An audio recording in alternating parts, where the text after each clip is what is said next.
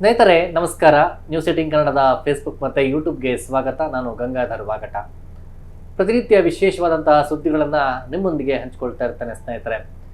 ಇವತ್ತು ಬಹುಶಃ ಈಗ ಸರ್ಕಾರದ ಮಟ್ಟದಲ್ಲಾಗಿರ್ಬೋದು, ಗೃಹ ಸಚಿವರಾಗಿರ್ಬೋದು, ಪೊಲೀಸ್ ಇಲಾಖೆ ಆಗಿರ್ಬೋದು, ಇಂಪಾರ್ಟೆಂಟ್ ಒಂದು ವಿಚಾರವನ್ನು ಈಗ ಚರ್ಚೆ ಮಾಡಿರುವಂಥದ್ದು ರೌಡಿ ಶೀಟರ್ಗಳನ್ನು ಮಟ್ಟ ಹಾಕಬೇಕು, ಅವರಿಗೆ ಯಾವುದೇ ರೀತಿಯಾದಂಥ ಅವಕಾಶಗಳನ್ನು ಕೊಡಬಾರ್ದು, ಅವರ ಫಾಲೋವರ್ಸ್ಗೆ ಏನಿದೆ ಅವರು ಬಿಸಿ ಮುಟ್ಟಿಸುವಂಥ ಕೆಲಸ ಆಗಬೇಕು ಅನ್ನೋದು ಈಗ ಪೊಲೀಸ್ ಇಲಾಖೆ ಒಂದು ಸ್ಟ್ರಾಟಜಿ ಆಗಿರುವಂಥದ್ದು. ಅದೇ ರೀತಿಯಾಗಿ ಬೆಂಗಳೂರಿನ CCBಯ ಪೊಲೀಸರಾಗಿರ್ಬೋದು ಮತ್ತು ಲಾಂಡ್ ಆರ್ಡರ್ ಅಂದರೆ ಎಲ್ಲ ಆ ಡಿವಿಷನ್ ಸಂಬಂಧಪಟ್ಟಂಥ ಆಯಾ ಠಾಣಾ ವ್ಯಾಪ್ತಿಯ ಪೊಲೀಸರು ಈಗ ಪ್ರಮುಖವಾಗಿ ರೌಡಿ ಶೀಟರ್ಗಳ ಚಲಾವಣೆಲ್ಲ ಅಷ್ಟೇ ಅಲ್ಲದೆ ಸೋಷಿಯಲ್ ಒಂದು ಮೀಡಿಯಾದನ್ನು ಯೂಸ್ ಮಾಡುವಂಥದ್ದಾಗಿರ್ಬೋದು. ಈಗ ನಗರದಲ್ಲಿ ಸೋಷಿಯಲ್ ಮೀಡಿಯಾ ಮಾನಿಟರಿಂಗ್ ಸೆಲ್ ಅಂತೇಳಿ ಕಮಿಷನರ್ ಕಚೇರಿಯಲ್ಲಿರುವಂಥದ್ದು. ಅವರದ್ದೇನಪ್ಪ ಕೆಲಸ ಅಂತಂದರೆ CCBಯ ಪೊಲೀಸರು ಕೊಡುವಂಥ ಐಡಿಗಳನ್ನು ಅಂದರೆ ಸೋಷಿಯಲ್ ಮೀಡಿಯಾ ಐಗಳನ್ನು ಅಬ್ಸರ್ವ್ ಮಾಡುವಂಥದ್ದು ಮತ್ತು ವೈರಲ್ ಆಗ್ತಾ ಇರುವಂಥ ವಿಡಿಯೋಗಳನ್ನು ಅಬ್ಸರ್ವ್ ಮಾಡುವಂಥ ಕೆಲಸ. ಅದರಲ್ಲಿ ಇತ್ತೀಚಿನ ದಿನಗಳಲ್ಲಿ ಬೆಂಗಳೂರಲ್ಲಿ ಕೆಲ ಹಳೆಯ ಅಂದರೆ ಆಗ ಭೂಗತ ಲೋಕದಲ್ಲಿದ್ದಂಥ ಕೆಲ ರೌಡಿಗಳ ಒಂದು ಫೋಟೋಗಳನ್ನು, ವಿಡಿಯೋಗಳನ್ನು, ಇತ್ತೀಚಿನ ದಿನಗಳಲ್ಲಿದ್ದಂಥ ಈ ವಿಲ್ಸನ್ ಗಾರ್ಡನ್ನಾಗ ಸೇರಿದಂತೆ ಕೆಲ ರೌಡಿಗಳ ಫೋಟೋಗಳನ್ನು, ಬಿಲ್ಡಪ್ ವಿಡಿಯೋಗಳನ್ನು ಫಾಲೋ ಮಾಡುವಂಥದ್ದು, ಅವರ ವಿಡಿಯೋಗಳನ್ನು ವೈರಲ್ ಮಾಡುವಂಥದ್ದು, ಇವರು ಅದನ್ನು ಹೆಚ್ಚು ಟ್ರೋಲ್ ಮತ್ತು ಪೋಸ್ಟ್ ಮಾಡುವಂಥ ಕೆಲಸಗಳನ್ನು ಹೆಚ್ಚಾಗಿ ಮಾಡ್ತಾಯಿದ್ರು. ಇದೇ ರೀತಿಯಾಗಿ ಕಳೆದ ಒಂದು ವಾರದಲ್ಲಿ 2,000 ಅಕೌಂಟ್ಗಳನ್ನು ಈಗ ಬ್ಲಾಕ್ ಮಾಡುವಂಥ ಕೆಲಸವನ್ನು ಇಲ್ಲಿ CCBI ಪೊಲೀಸ್ ಆಗಿರ್ಬೋದು ಮತ್ತು ಸೋಷಿಯಲ್ ಮಾನಿಟರಿಂಗ್ ಸೆಲ್ ಮಾಡ್ತಾ ಇದ್ದಾರೆ.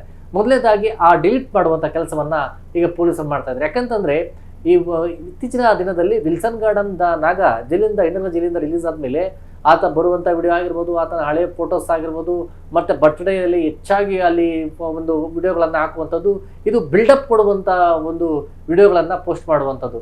ಜೊತೆಯಲ್ಲಿ ಇವರು ಕೂಡ ಅದರಂತೆ ಆಗಬೇಕು ಅನ್ನೋ ರೀತಿಯಲ್ಲಿ ಅವ್ರ ಫಾಲೋವರ್ಸು, ಕೆಲವರು ಅಪ್ರಾಪ್ತ ಬಾಲಕರಾಗಿರ್ಬೋದು ಮತ್ತು ಕೆಲ ಯೂತ್ಸ್ ಏನಿದ್ದಾರೆ ಈ ಮೂಲಕವಾಗಿ ಅವ್ರ ಹಿಂದೆ ಬಿದ್ದು ಅದರ ಆಕರ್ಷಣೆಗೆ ಒಳಗಾಗಿ ಅವರು ಕೂಡ ಅದೇ ಒಂದು ಗ್ರೌಂಡಲ್ಲಿ ಬೀಳುವಂಥ ಸಾಧ್ಯತೆಗಳ ಹಿನ್ನೆಲೆಯಲ್ಲಿ ಅಂಥವ್ರಿಗೆ ಬಿಸಿ ಮುಟ್ಟಿಸುವಂಥ ಕೆಲಸ ಮತ್ತು ಆ ವಿಡಿಯೋಗಳನ್ನು ಯಾರು ಪೋಸ್ಟ್ ಮತ್ತು ವೈರಲ್ ಮಾಡ್ತಾವ್ರೆ ಅವರ ನೋಟಿಸ್ ಕೊಟ್ಟು ವಿಚಾರಣೆ ಮಾಡುವಂಥ ಕೆಲಸವನ್ನು CCB ಪೊಲೀಸರು ಮಾಡ್ತಾ ಇರುವಂಥದ್ದು.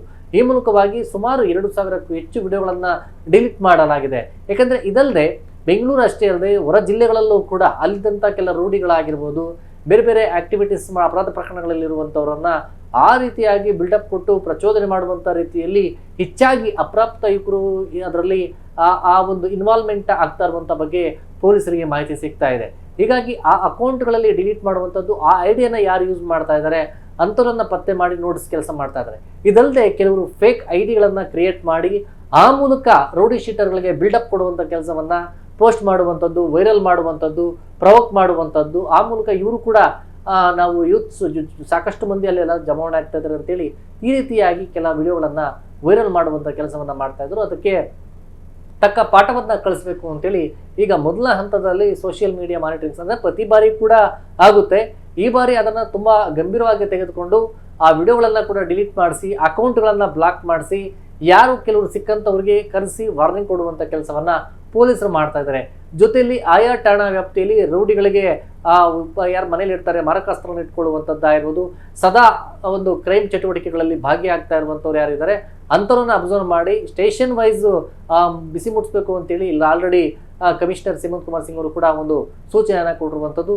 ಅದೇ ರೀತಿಯಾಗಿ ಆ ನಿಟ್ಟಿನಲ್ಲಿ ಕೆಲಸ ಕೂಡ ನಡೀತಾ ಇದೆ. ಇನ್ನೊಂದು ವಿಚಾರ ಅಂತಂದರೆ ಪ್ರಮುಖವಾಗಿ ರೌಡಿ ಶೀಟರ್ಗಳು ನಗರದಲ್ಲಿ ಅಪರಾಧ ಪ್ರಕರಣಗಳಿಗಿಂತ ಅವರು white collar criminal, real estate mafia, ಬೆದರಿಕೆ ಮಾಡುವಂಥದ್ದು, ಲ್ಯಾಂಡ್ ಮಾಫಿಯಾದಲ್ಲಿ ಸಕ್ರಿಯರಾಗ್ತಾ ಇರುವಂಥ ಇನ್ನೂ ವಿಚಾರಗಳು ಬೆಳಕಿಗೆ ಬರ್ತಾ ಇದೆ. ಹೀಗಾಗಿ ಅಂಥವರನ್ನು ಕೂಡ ಯಾರು ಅದರಲ್ಲಿ ಭಾಗಿಯಾಗ್ತಾ ಇದ್ದಾರೆ, ಯಾರು ಹೋಗಿ ಭೂಮಿಯನ್ನು ಕಬ್ಜಾ ಮಾಡಿಕೊಳ್ಳುವಂಥದ್ದಾಗಿರ್ಬೋದು, ಅಂಥ ಸ್ಥಳಗಳಲ್ಲಿ ಇದ್ದುಕೊಂಡು ಯಾರು ಬೇರೆ ಮೂಲಕವಾಗಿ ಅವ್ರನ್ನ ಥ್ರೆಟ್ ಮಾಡುವಂಥದ್ದು ಮಾಲೀಕರಿಗೆ, ಜಾಗದ ಮಾಲೀಕರಿಗೆ, ಅಂಥವ್ರನ್ನ ಗಮನಿಸಿಕೊಂಡು ಇಂಥವ್ರಿಗೆ ಬಿಸಿ ಮುಟ್ಟಿಸುವಂಥ ಕೆಲಸ ಆಗಬೇಕು ಅಂತೇಳಿ ಪೊಲೀಸರಿಗೆ ಸೂಚನೆಯನ್ನು ಕೊಡುವಂಥ ಕೆಲಸ ಆಗಿದೆ. ಜೊತೆಯಲ್ಲಿ ಪೊಲೀಸರು ಯಾವುದೇ ಕಾರಣಕ್ಕೂ ಲ್ಯಾಂಡ್ ವಿಚಾರಗಳಲ್ಲಿ ಅವರು ತಲೆ ಹಾಕೋಂಗಿಲ್ಲ, ಸಿವಿಲ್ ವಿಚಾರಗಳಲ್ಲಿ ಅಂತೇಳಿ ಈಗ ಗೃಹ ಸಚಿವರು ಸೂಚನೆ ಕೊಟ್ಟಿದ್ದಾರೆ ಮತ್ತು ಕಮಿಷನರ್ ಕೂಡ ಬಗ್ಗೆ ಅಲರ್ಟ್ ಮಾಡಿರುವಂಥದ್ದು. ಮತ್ತು ಬರ್ತಾ ಈ ನಗರ ಕೇವಲ ಬೆಂಗಳೂರು ಅಷ್ಟೇ ಅಲ್ಲದೆ ಹೊರ ಜಿಲ್ಲೆಗಳಲ್ಲಿ ಇಡೀ ಕರ್ನಾಟಕದಾದ್ಯಂತ ಒಂದು ಸೋಷಿಯಲ್ ಮೀಡಿಯಾಗಳನ್ನು ಮಾನಿಟರಿಂಗ್ ಮಾಡಿ ಅದರಲ್ಲಿ ಯಾರು ಸಕ್ರಿಯಗಳಾಗಿ ಮತ್ತು ರೌಡಿ ಶೀಟರ್ಗಳನ್ನು, ಇಂಪಾರ್ಟೆಂಟ್ ಅಂದರೆ ಯಾರು ಈ ಒಂದು ಅಪರಾಧ ಪ್ರಕರಣಗಳಲ್ಲಿ ಸಕ್ರಿಯವಾಗಿ ಭಾಗಿಯಾಗ್ತಾ ಇರುವಂಥವ್ರಿಗೆ ಬಿಲ್ಡಪ್ ಕೊಟ್ಟು ವಿಡಿಯೋಗಳನ್ನು ಮಾಡುವಂಥ ಪ್ರಕ್ರಿಯೆಗಳೇನಿದೆ ಅದೆಲ್ಲವನ್ನು ಕೂಡ ಬಿಸಿ ಮುಟ್ಟಿಸುವಂಥ ಕೆಲಸವನ್ನು ಸದ್ಯಕ್ಕೆ ಈಗ CCBಯ ಪೊಲೀಸರು ಕೂಡ ಅವರು ಮಾಡ್ತಾ ಇರುವಂಥದ್ದು. ಹೀಗಾಗಿ ಒಂದು ಸೋಷಿಯಲ್ ಮೀಡಿಯಾ ಮಾನಿಟರಿಂಗ್ ಸೆಲ್ ಅಂತ ಏನು ಒಂದು ಕಮಿಷನರ್ ಕಚೇರಿಯಲ್ಲಿದೆ, ಅವರು ಕೂಡ ಅದರ ಬಗ್ಗೆ ಅಬ್ಸರ್ವೇಷನ್ ಮಾಡ್ತಾ ಇರುವಂಥದ್ದು. ಇದಲ್ಲದೆ ಕಳೆದ ಇತ್ತೀಚಿನ ಬರುತ್ತಾ ದಿನಗಳಲ್ಲಿ ಕೆಲ ರೌಡಿ ಶೀಟರ್ಗಳು ಗ್ಯಾಂಗ್ ವಾರ್ ಮಾಡಿಕೊಳ್ಳುವಂಥದ್ದು, ಮತ್ತು ಒಂದು ರೌಡಿಗಳನ್ನು ಆತನನ್ನು ಫಾಲೋ ಮಾಡಿ ಯಾರು ಅದನ್ನು ಕೊಲೆ ಮಾಡುವಂಥದ್ದು ಬೆಂಗಳೂರು ಹೊರವಲಯದಲ್ಲಿ ಇತ್ತೀಚೆಗೆ ಹೆಚ್ಚಾಗಿರುವಂಥದ್ದು.